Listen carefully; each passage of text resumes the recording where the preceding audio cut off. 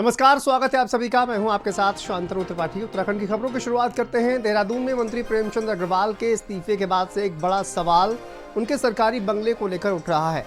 मंत्री प्रेमचंद ने इस्तीफे के बाद अपने सरकारी आवास को छोड़ दिया है, लेकिन इस आवास को लेकर कुछ मिथ भी सामने आ रहे हैं और ऐसा माना जा रहा है कि इस बंगले में जो भी नेता रहा वह अपना कार्यकाल पूरा नहीं कर सका है। इसको लेकर भी लगातार बातें चल रही हैं। पहाड़ियों को गाली देने के मामले में आखिरकार प्रेमचंद अग्रवाल को इस्तीफा देना पड़ा है। इस्तीफे के बाद से ही उन्होंने तमाम सरकारी सुविधाएं जो हैं वो वापस कर दी हैं और अब एक विधायक के रूप में वो रहेंगे। कल उन्होंने अपनी जो गाड़ी थी वो मुख्यमंत्री आवास जब इस्तीफा देने गए थे तो उस समय उन्होंने उसके बाद से वो निजी गाड़ी जो है उसको उपयोग कर रहे थे और आज जो है प्रेमचंद अग्रवाल ने इस कोठी को यानी R2 जो कोठी है इसको भी उन्होंने छोड़ दिया है। यानी उन्होंने हालांकि एक मंत्री के रूप में अगर वो मंत्री पद से इस्तीफा देते हैं तो ज़रूरी नहीं था कि वो आज ही उसको छोड़ के चले जाते। वो लगभग 1 महीने का समय होता है कि वो 1 महीने के अंदर इसको छोड़ सकते थे, लेकिन उन्होंने आज ही छोड़ दिया और कहीं ना कहीं ये एक अच्छी पहल हो सकती है। अगर बंगले की बात करें तो मंत्री रहते हुए मुझे नहीं लगता कि पिछले 25 सालों में जितने भी मंत्री रहे उन्होंने अपना कार्यकाल पूरा किया। इससे पहले जब सबसे पहली सरकार थी तो शूरवीर सिंह सजवाण इसमें बतौर सिंचाई मंत्री थे, लेकिन वो भी जब छटनी हुई तो उनको भी अपना मंत्री पद छोड़ना पड़ा। उसके बाद यहाँ पर हरक सिंह आए, नेता प्रतिपक्ष के रूप में उन्होंने अपना 5 साल तो पूरा किया, लेकिन जैसे ही वो 2012 में मंत्री बने तो 2016 में बगावत के बाद उनका मंत्री पद नहीं रह पाया। कांग्रेस में शामिल होने के लिए बहुत उत्साहित थे तो उसके बाद वो वहाँ चले गए थे। और अब प्रेमचंद अग्रवाल जब विधानसभा अध्यक्ष थे तो विधानसभा अध्यक्ष में उनका घर वो वाला था, लेकिन जब वो मंत्री बने तो उन्होंने R2 यानी जो ये वाला बंगला है उसको चुना था और यहाँ पर भी वो अपना कार्यकाल पूरा नहीं कर पाए। कैमरामैन रुपेश के साथ में पंकज पंवार, भारत समाचार, देहरादून। खबर देहरादून से है, जहां मंत्री प्रेमचंद अग्रवाल के इस्तीफे से प्रदेश भर में बाजार बंद हो रहा है और मंत्री प्रेमचंद के समर्थकों में नाराजगी भी इसको लेकर देखने को मिल रही है। आपको बता दें कि बाजार बंद के ऐलान के बाद राजधानी देहरादून में मिला जुला असर देखने को मिला। सबसे बड़ा सवाल यह है कि क्या एक दिन का विरोध प्रदर्शन है या फिर आगे भी इसी प्रकार का प्रदर्शन देखने को मिलेगा। मंत्री प्रेमचंद अग्रवाल द्वारा एक विवादित बयान दिया गया था जिसमें पहाड़ और पहाड़ियों को लेकर एक अभद्र टिप्पणी भी उनके द्वारा की गई थी, जिसके बाद से ही पूरे प्रदेश भर में विरोध प्रदर्शन देखने को मिला और अब जाके चीजें ऐसी हुई हैं कि मंत्री प्रेमचंद अग्रवाल को अपना इस्तीफा मुख्यमंत्री को सौंपना पड़ा है।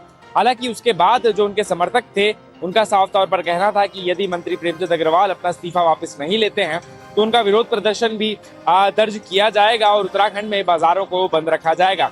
अगर राजधानी देहरादून की बात करते हैं तो राजधानी देहरादून में फिलहाल इस बंद का मिला जुला असर देखने को मिला है। पूरी तरह से बाजार तो बंद नहीं है, हालांकि कई दुकानें जो है फिलहाल बंद नजर आ रही हैं। इस वक्त देहरादून के घंटाघर में हम मौजूद हैं, जहां पर फिलहाल कई बड़ी संख्या में जो है दुकानदारों द्वारा अपनी दुकानें बंद रखी गई हैं, बाजारों को बंद रखा गया है। हालांकि पूरी तरह से दुकानें बंद नहीं है, कई दुकानें यहाँ पर खुली भी हैं और पूरी तरह से बंद का असर नजर फिलहाल नहीं आ रहा है। कैमरा सहयोगी पवन के साथ में आलोक सेमवाल, भारत समाचार, देहरादून। चलिए आगे बढ़ते हैं। डोईवाला से खबर है, जहां मंत्री प्रेमचंद अग्रवाल के इस्तीफा देने के बाद प्रदेश भर में कैबिनेट मंत्री के समर्थक बाजार बंद कर अपनी नाराजगी जाहिर कर रहे हैं। आपको बता दें कि डोईवाला के व्यापार मंडल में भी इसको लेकर आक्रोश देखने को मिल रहा है। इस मामले पर व्यापारियों का कहना है कि जिस प्रकार से प्रदेश को क्षेत्रवाद और जातिवाद के आधार पर बांटा जा रहा है वह निंदनीय है। सहयोग रहा है और हम सब ने मिलकर इस उत्तराखंड को बनाया है, जिसमें किसी एक जात, एक बिरादरी और एक धर्म के लोगों का काम नहीं है, सब लोगों का काम है। और उत्तराखंड में जो भी रहने वाला है वो उससे बराबर का अधिकार है, कोई छोटा है ना बड़ा है। ये क्षेत्रवाद की राजनीति जो खत्म होनी चाहिए और यहाँ जो जन के नफरत की बात पैदा की गई है, मैं इस बात की घोर निंदा करता हूँ। प्रेमचंद जैसे व्यक्ति को, जिसके अंदर कोई रत्ते भर भी ऐसी भावना नहीं है, क्षेत्रवाद की भावना नहीं है, ऐसे लोगों, ऐसे आदमी को जो है पद से हटाने के लिए मजबूर करना ये बहुत निंदनीय है।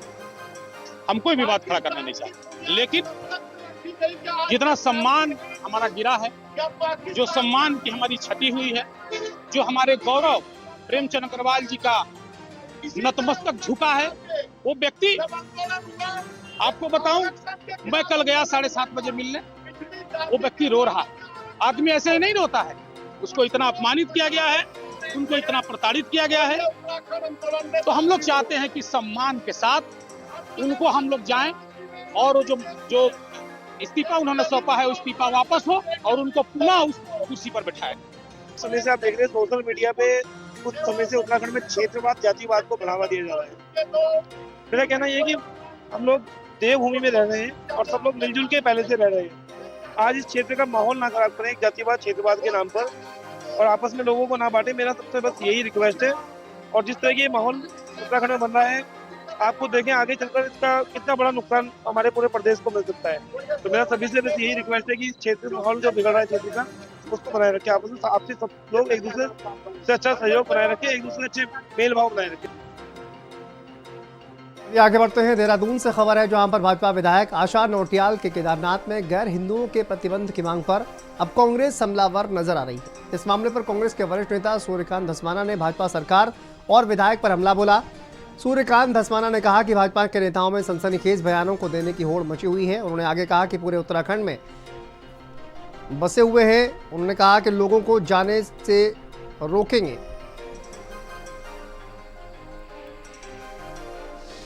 भारतीय जनता पार्टी का अखिल भारतीय मोडस ऑपरेंडी है, नया मॉडल। पूरे भारतवर्ष में भारतीय जनता पार्टी के लोग केंद्र में भी और जहां जहां राज्यों में उनकी सरकार है, क्योंकि नॉन परफॉर्मिंग गवर्नमेंट्स है, काम जनता का कुछ कर नहीं रहे। जनता से जो वादे केंद्र की सरकार ने भाजपा के किए वो पूरे नहीं कर पा रहे हैं। राज्यों में जो भारतीय जनता पार्टी की सरकारें हैं वो अपने अपने राज्यों में जनता के काम नहीं कर पा रहे हैं, विकास के काम नहीं कर पा रहे हैं, जनता को राहत नहीं दे पा रहे हैं। महंगाई आसमान छू रही है, पूरे देश की अर्थव्यवस्था बिल्कुल गड्ढे में चली गई है। आगे बढ़ते हैं। देहरादून से खबर है जहां मंत्री प्रेमचंद अग्रवाल के इस्तीफे के बाद बाजार बंद का असर देखने को नहीं मिल रहा है। आपको बता दें कि कल प्रेमचंद अग्रवाल के इस्तीफे के बाद मंत्री के समर्थकों ने देहरादून में घंटाघर बाजार बंद करने और चक्का जाम करने की घोषणा की थी, लेकिन देहरादून के बाजार में कहीं भी इसका ज्यादा असर देखने को नहीं मिला और क्षेत्र का पर्यटन बाजार खुला दिखा। इस समय हम देहरादून के पलटन बाजार में खड़े हैं। मंत्री प्रेमचंद अग्रवाल के इस्तीफे के बाद कुछ उत्साही जो उनके समाज से जुड़े हुए लोग हैं, उन्होंने इस बात की घोषणा की थी कि घंटा घर के से लगे हुए पलटन बाजार और तमाम उसको बंद रखा जाएगा और चक्का जाम भी किया जाएगा। लेकिन इस समय आप देहरादून के घंटा घर और उसके से सटे हुए पलटन बाजार, जो यहाँ का सबसे सुप्रसिद्ध बाजार है, उसके हालात भी देख सकते हैं। यहाँ पर किसी भी तरीके की बंद और चक्के जाम की जो कॉल थी उसका कोई असर नहीं दिख रहा है। सुबह सुबह ज़रूर, क्योंकि ज़्यादातर दुकानदार जो हैं वो 11 साढ़े 11 बजे तक अपनी दुकान खोलते हैं और रात के 8 या 9 बजे तक बंद करते हैं। तो कहीं ना कहीं उसकी वजह से ऐसा लग रहा था कि बाजार बंद वाला जो कॉल था वो काफ़ी हद तक सफल हो सकता है। लेकिन इस समय आप देख सकते हैं, ये दिन का आप पूरा वीडियो देख रहे हैं और कहीं ना कहीं इस पूरे वीडियो में आपको समझ में आ जाएगा कि देहरादून के पलटन बाजार में किसी भी तरीके का बंद के कॉल का कोई असर नहीं है। तो साफ है, मंत्री प्रेमचंद अग्रवाल ने इस्तीफा दिया और भले ही उनके इस्तीफे से नाराज समर्थकों ने इस बात की घोषणा की हो कि बाजार बंद रखा जाएगा, लेकिन मुझे लगता है कि उनको इसका समर्थन नहीं मिल पाया। कैमरामैन रुपेश के साथ में पंकज पवार, भारत समाचार, देहरादून। चलिए आगे बढ़ते हैं। अगली खबर पौड़ी से है जहां पर एलयूसीसी के फर्जीवाड़े के खिलाफ कांग्रेस के नेता गणेश गोदियाल के नेतृत्व में बड़ी संख्या में कांग्रेसी कार्यकर्ताओं ने धरना प्रदर्शन किया और एलयूसीसी के निवेशकों और कांग्रेसी कार्यकर्ताओं ने गढ़वाल कमिश्नर के कार्यालय के बाहर प्रदर्शन किया। इसके साथ ही सरकार पर गंभीर आरोप भी लगाए। कांग्रेस के नेता गणेश गोदियाल ने बताया कि बिना सरकार के संरक्षण की इतनी बड़ी कंपनी देश में कार्य करती रही और बड़ी संख्या में निवेशकों का पैसा लेकर गायब हो गई। इसी के चलते सरकार की कार्यप्रणाली भी शक के घेरे में आती है। दिक्कत महिलाओं के ऊपर आ गई है। महिलाएं, हमने रोक के रखा है महिलाओं को। महिलाओं खुदकुशी करने के लिए तैयार। कल भी हमारे घर में महिलाएं आई थी, रो रही थी कि बहन बोला अगर हमें पैसे नहीं मिलेंगे तो हम अपनी जान दे देंगे। तो मैं यहाँ से आप लोगों के माध्यम से अपनी केंद्र सरकार को भी, अपने राज्य सरकार को भी चेतावनी देना चाहती हूँ, यदि हमारे एक भी महिला को कुछ हुआ तो फिर आपको अपनी गद्दी भी त्यागनी पड़ेगी, इनका पैसा तो आपको देना ही पड़ेगा। एक मोटा अनुमान है कि उत्तराखंड का 190 करोड़ रुपया वो कंपनी लेके गई है इन गरीब हमारी बहनों का, भाइयों का। लेकिन मैं आपको सच्चाई बताना चाहता हूँ, ये 190 करोड़ नहीं, ये मुझे लगता है कि 1000 करोड़ के ऊपर है, क्योंकि जिस जगह हम जा रहे हैं हर जगह लोग बोल रहे हैं मेरा भी 2.5 लाख है। ऐसी स्थिति हो गई है कि लोग खुल के अब बोल भी नहीं पा रहे हैं कि मैं लुट गया, क्योंकि लोगों को अब शर्म महसूस हो रही है। लेकिन एक राजनीतिक दल होने के नाते हमारा कर्तव्य बनता है कि हम सरकार को चेताएं। अगर सरकार के नॉलेज में ये पहले से नहीं था तो सरकार को अभी भी उस कंपनी के खातों को सीज करना चाहिए। आगे बढ़ते हैं, खबर उत्तरकाशी से है, जहां पर नवगठित उत्तराखंड स्वाभिमान मोर्चा की जन चेतना यात्रा रैली उत्तरकाशी पहुंची और इस अवसर पर मोर्चा की टीम का स्थानीय युवाओं ने जोरदार स्वागत किया। जिला मुख्यालय स्थित सुमन सभागार में आयोजित चिंतन शिविर में स्वाभिमान मोर्चा की टीम ने युवाओं के साथ क्षेत्र के विकास के मुद्दों और राजनीतिक हालातों पर विस्तृत चर्चा की।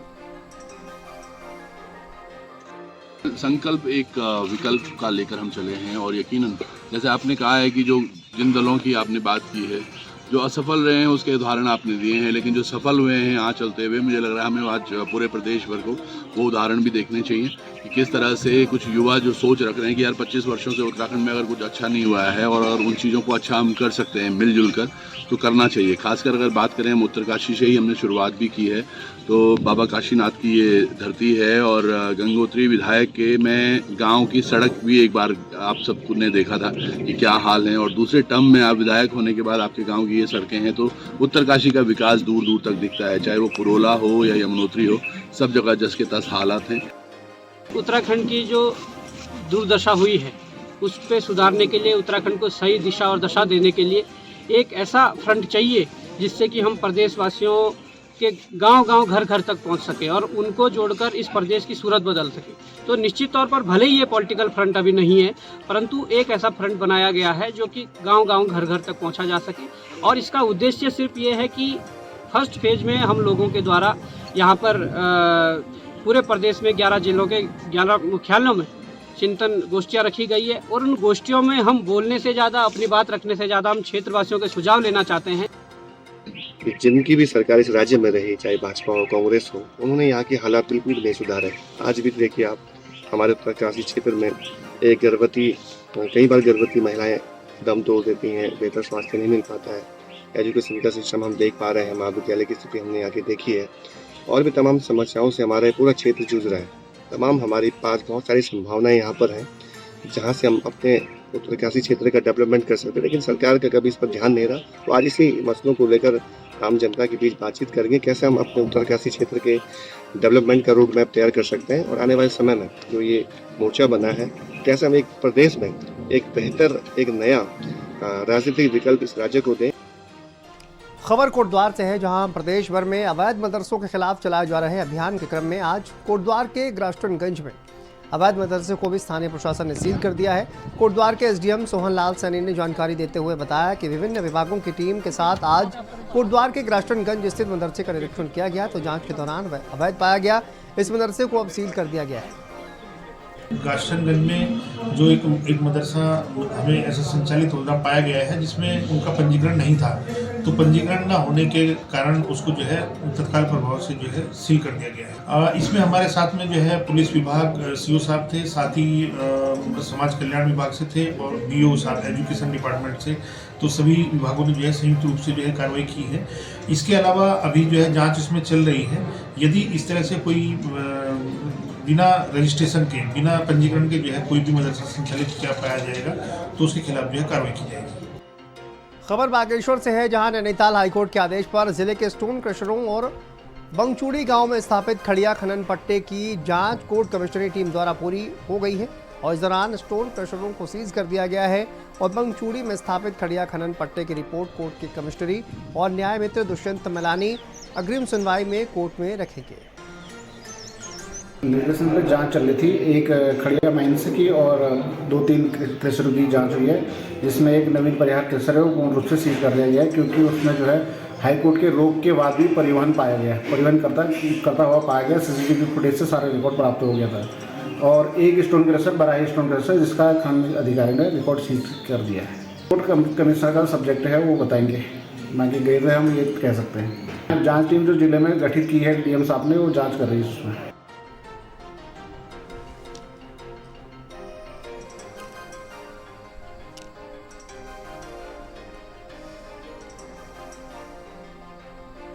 और संवाददाता दीपक जोशी हमारे साथ जुड़ गए हैं। दीपक, क्या कार्रवाई की गई है? ये जो तमाम स्टोन क्रशर है इनको भी सीज किया गया है? देखिए शांतनु, हाईकोर्ट नैनीताल के आदेश के तहत बागेश्वर में जो न्याय मित्र हैं और जो कोर्ट कमिश्नर के लोग हैं, उनको एक जांच सौंपी गई थी कि बागेश्वर के जो स्टोन क्रशर हैं और साथ में एक माइन है भंगचूरी वाली, उसकी जांच के लिए लोगों को भेजा गया था। लेकिन उस बीच अपन ने 2 दिन में यहाँ पर जांच पूरी की है। उस जांच पे इनके द्वारा यहाँ पर माइनों और जो यहाँ पर स्टोन क्रशर है उनका पूरी तरह जांच की गई है। जी ठीक है, बहुत शुक्रिया आपका जानकारी के लिए, अपडेट के लिए। चलिए आगे बढ़ते हैं। रुड़की से खबर है, यहाँ पर अवैध खनन के विरुद्ध कार्रवाई लगातार जारी है। अवैध खनन ओवरलोड में 2 वाहन भी सीज किए गए हैं और पुलिस की कार्रवाई से खनन माफियाओं में हड़कंप मच गया। अवैध खनन के विरुद्ध कार्रवाई की जा रही है। 2 ओवरलोड वाहन सीज किए गए हैं और कार्रवाई के बाद से हड़कंप मचा हुआ है। रुड़की के लक्सर इलाके का ये मामला है। संवाददाता जिशान हमारे साथ जुड़ गए हैं। जिशान, 2 वाहन सीज किए गए हैं। ये जो अवैध खनन का सिलसिला है लगातार चल रहा है, क्या जानकारी है?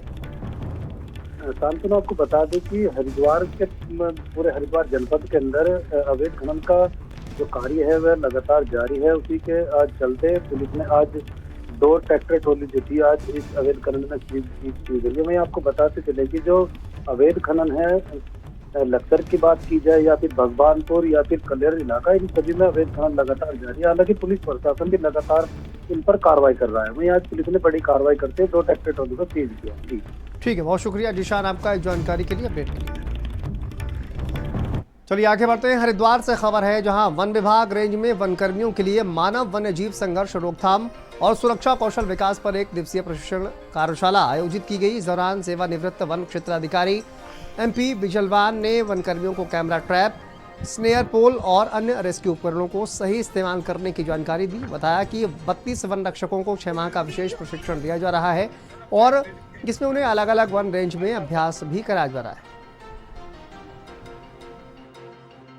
इस सब इनको 6 महीने का प्रशिक्षण दिया जाता है।